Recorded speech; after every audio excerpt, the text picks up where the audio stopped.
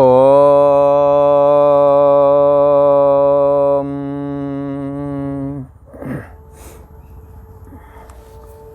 श्री योग वासिष्ठ के उत्पत्ति प्रकरण में श्री वशिष्ठ जी महाराज बोले, हे राम जी, जैसे वृक्ष कहो, बिटप कहो, तरु कहो, पेड़ कहो, एक ही वस्तु के नाम है ये सब, वैसे ही अविद्या कह दें जब मैं अविद्या बोलता हूँ तो, और जब मैं जीव कहता हूँ तब, बुद्धि अहंकार, हाँ, जो भी ये नाम मैं पुकारता हूँ राम जी, ये सब पर्याय ही समझना। अविद्या ही जीव है, अविद्या ही बुद्धि है, अविद्या ही अहंकार है, ये सब फुरना के नाम हैं, और फुरना सब अविद्या से होती है। इसलिए अविद्या, जीव, बुद्धि, अहंकार सब फुरने के ही नाम हैं। इसको विवेक से लीन करो। विवेक से लीन कैसे करें? जैसे तुम्हारा नाम कोई है, अब नाम कोई पुकारता है तो आपके कान खड़े हो जाते हैं कि लगता कहीं हमें बुला रहे क्या, जबकि उसी नाम का कोई दूसरा था, उसे बुला रहे थे। तो क्या है, आपको अपने नाम का इतना अभ्यास, इतना अभिनिवेश की नाम पुकारा, आपके कान खड़े हो गए। तो अब नाम तुम्हारे में किस जगह है शरीर में, ये दिखाओ। अविद्यमान है, कहीं नहीं है ये, फिर भी विद्यमान है, आपके मन में बैठा हुआ है। इसी प्रकार से वर्ण आश्रम भी, आपका क्या वर्ण है तो आपको मालूम है, आश्रम आपका क्या है। गृहस्थ आश्रम में रहते हैं या ब्रह्मचर्य आश्रम में रहते हैं, या वानप्रस्थ आश्रम में रहते हैं, या सन्यास आश्रम लेकर के सन्यासी बन गए। आपको इनका अभिमान हो जाता है। इसलिए अविद्या कैसी है? हाँ, ये अविद्यमान है, इसको कैसे खत्म किया जाए, कैसे नष्ट किया जाए? तो विवेक के द्वारा इसे लीन करना चाहिए। हे राम जी, जैसा संकल्प दृढ़ होता है वैसा ही ये जीव देखता भी है। हे राम जी, वह कौन पदार्थ है जो यत्न करने से सिद्ध ना हो? ऐसा कौन पदार्थ है? अर्थात सभी पदार्थों की सिद्धि यत्न करने से होती है। जो हट से ना फिरे और अपने कर्तव्य कर्म को करता रहे तो राम जी सब सिद्ध होता है। जैसे बर्फ के बासनों का जल में, जैसे बर्फ के बासनों को जल में डालिए तो जल से एकता ही हो जाती है उन्हों की, बर्फ पिघल जाती है और पानी में मिल जाती है। तैसे ही आत्मबोध से राम जी सब पदार्थों की एकता हो जाती है, क्योंकि सभी पदार्थों में आत्मसत्ता विद्यमान है।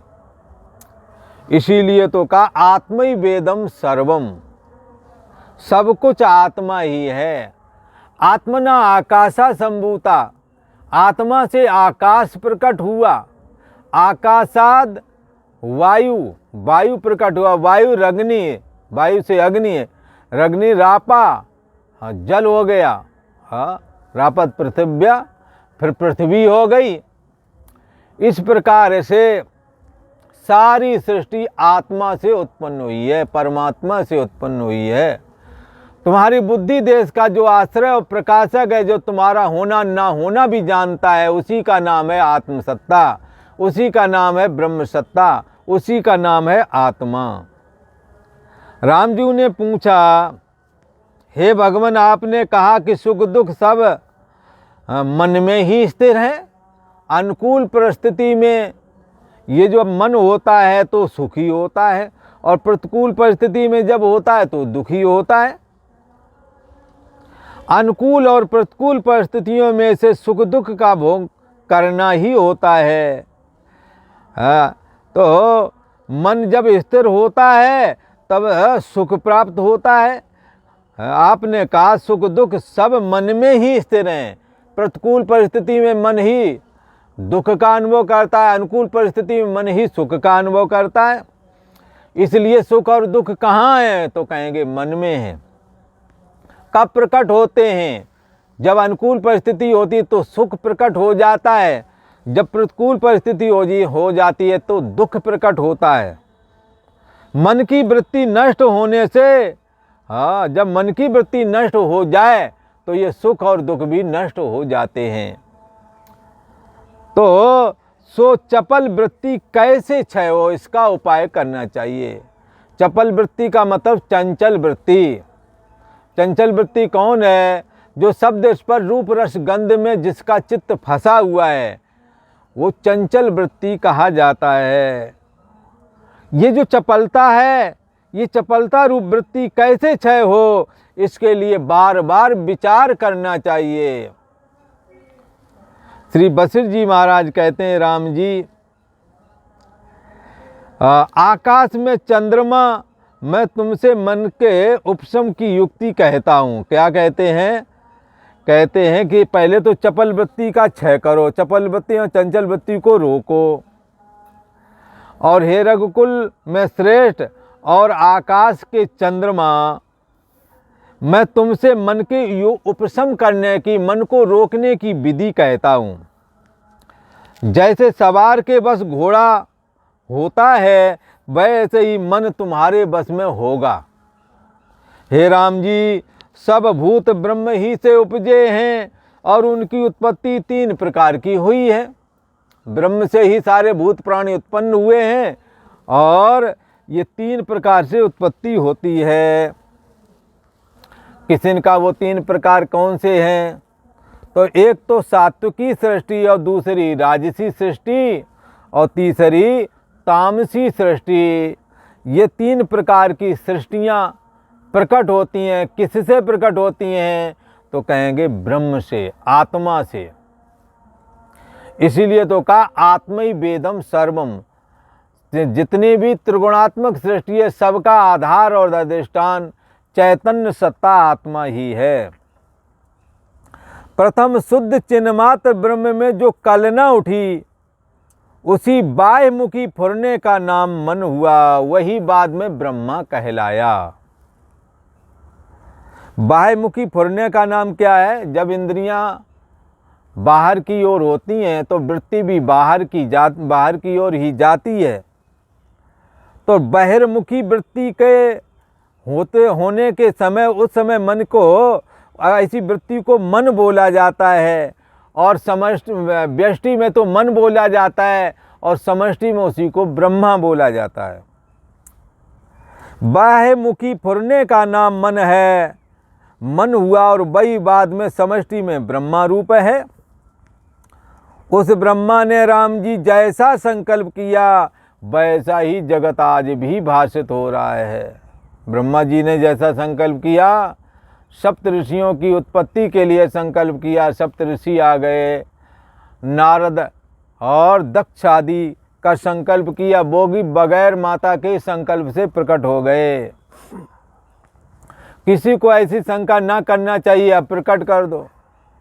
हाँ, ब्रह्मा ने जैसा संकल्प किया वैसे ही आगे स्थित है।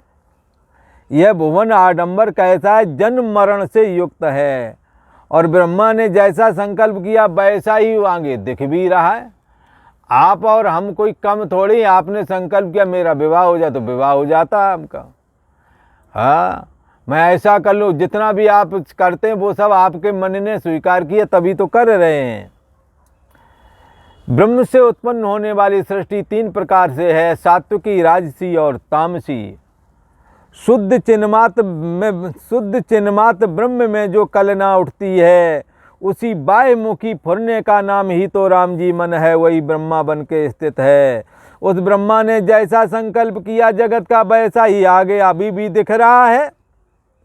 उसने यह भुवन आडंबर और उसमें जन्म मरण, सुख दुख, मोह आदि के ये सब कल्पना कर रखा है, ये सब दिखता है, ये सब ब्रह्मा का ही संकल्प है, ऐसा समझना चाहिए।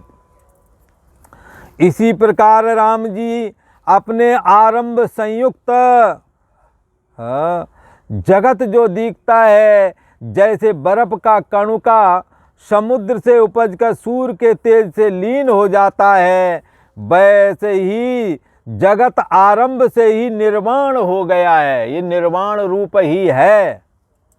जैसे धूप लगने से बर्फ पानी बन जाती है, ऐसे ही ये जगत भी चैतन्य सत्ता आत्मा के ज्ञान से निर्वाण रूप ही दिखता है।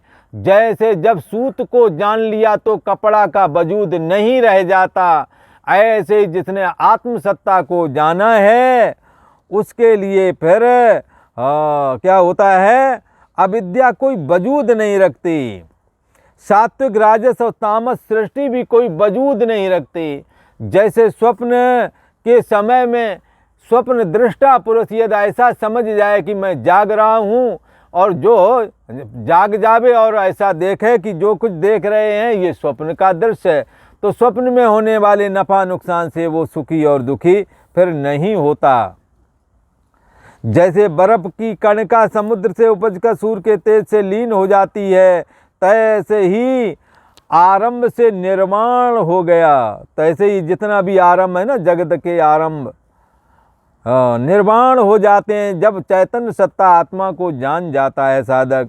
संकल्प के बस से ये राम जी ये जगत उपजा है। धन पुत्र स्त्री आदि भी संकल्प से ही बन जाते हैं और उसी में लीन भी हो जाते हैं।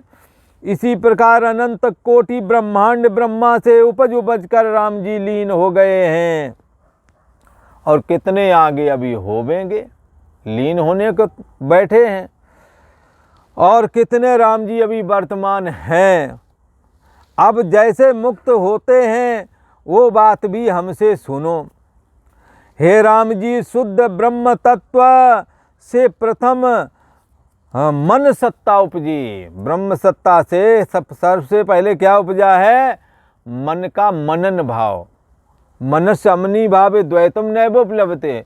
मन को जब अमन भाव को प्राप्त हो जाता तो द्वैत रूप जगत का अंत हो जाता है, पर मन यहाँ अमन भाव को प्राप्त नहीं हुआ है। कहते हैं हे राम जी, शुद्ध ब्रह्म तत्व से प्रथम मन सत्ता जो उपजी, जो संकल्प विकल्प रूप कहलाई, उसने जब आकाश चेता, हाँ इसी के लिए तो कहा आत्मा में जो मन का समष्टि रूप मूल प्रकृति थी ना, उसी ने चेता। क्या चेता, आत्मना आकाशा संभूता। प्रकृति के सहित परमात्मा, प्रकृति के सहित आत्म सत्ता जब होता है तब वो चेतता है। आत्मनः आकाशः, आत्मा से आकाश हुआ। चैतन्य आत्मा माया से मिला हुआ जब होता है, फिर जब चेतता है कि मैं आकाश रूप हो जाऊं तो आकाश बन जाता है, वायु रूप हो जाऊं वायु बन जाता है, अग्नि रूप हो जाऊं अग्नि हो जाता है, जल रूप हो जाऊं जल हो जाता है, और पृथ्वी रूप हो जाऊं पृथ्वी हो जाता है। इसी प्रकार से सारे के सारे पंच महाभूतों से जब सतोगुण निकाल दिया जाता है, विशुद्ध सतोगुण, तब चतुष्टय अंतःकरण, मन बुद्धि चित्त अहंकार और 5 ज्ञानेंद्रियों का निर्माण कर दिया जाता है। हाँ, इनकी रचना हो जाती है। और जब समस्त पंचभूतों से तमोगुण निकाला जाता है, उस तमोगुण के द्वारा देह और जगत का निर्माण, देह और जगत की संरचना फिर तमोगुण के द्वारा हो जाती है। इसी प्रकार से जब रजोगुण निकाला जाता है तो कर्मेंद्रियां और प्राणों की संरचना आत्मनः, आत्मा के द्वारा, ब्रह्म सत्ता के द्वारा, आत्म सत्ता के द्वारा हो जाती है। हे राम जी, शुद्ध ब्रह्म तत्व से प्रथम मन सत्ता उपजी है। उसने जब आकाश को चेता तब आकाश हुआ, और उसके उपरांत फिर उसने पवन चेता तब वायु हुआ, फिर अग्नि का संकल्प किया तो फिर अग्नि हुई, फिर जल का संकल्प किया तो जल हुआ, और जल में उसकी दृढ़ता से पृथ्वी की उत्पत्ति हुई। इसी को श्रुति वचन में ऐसे कहा, आत्मना आकाशा संभूता, आकाशात वायु, वायु रग्नि, रग्नि रापा, रापात पृथ्वी। पंच महाभूतों का निर्माण आत्मा के द्वारा इस प्रकार से हुआ। फिर इनका पंचीकरण हुआ तो हमारे और आपके शरीर बन गए। शरीर दो प्रकार के बनाए गए, एक मादा और एक स्त्रीलिंग और पुल्लिंग, दो लिंग, दो में बनाया गया नर मादा करके। ये चाहे जानवर जाति हो, चाहे मनुष्य जाति हो, चाहे जो जाति हो, सब में ये नरमादा पाए जाते हैं। ये कब हुए? पंच महाभूतों का जब पंचीकरण किया। फिर बात यहाँ तक तो संकल्प से हो गया। ब्रह्मा जी ने सप्तऋषि अत्रि, अंगरा, भृगु, वशिष्ठ, क्रतु, पुलय, चमन, विश्वामित्र, दक्ष, नारद आदि को तो बगैर स्त्री के संकल्प से ही प्रकट कर दिया बोला। इसके बाद में स्वयंभू मनु को भी प्रकट कर दिया बगैर स्त्री के। इसके बाद की बाद में मैथुनी सृष्टि चालू हो गई। अपरस्पर संभूतम, अपरस्परम संभूतम। फिर एक दूसरे के सहयोग से सृष्टि पैदा होने लगी। इस प्रकार से आत्मा से ये सारा का सारा जगत उत्पन्न हो जाता है। जब चित्त शक्ति दृढ़ संकल्प से पांच महाभूतों को प्राप्त हुई और अंतःकरण जो सूक्ष्म प्रकृति है सो पृथ्वी, तेज और वायु से मिलकर धान्य को प्राप्त हुआ, अर्थात गेहूं, जौ आदि के, मक्का, बाजरा के रूप में ये चीज भी तब प्रकट हो गई। तो इस प्रकार से ये चैतन्य सत्ता आत्मा ही सर्वरूप है, ये बात बताई। और आगे का प्रसंग आपको आगे वाले एपिसोड में सुनने को मिलेगा। आज इतना ही। ओम।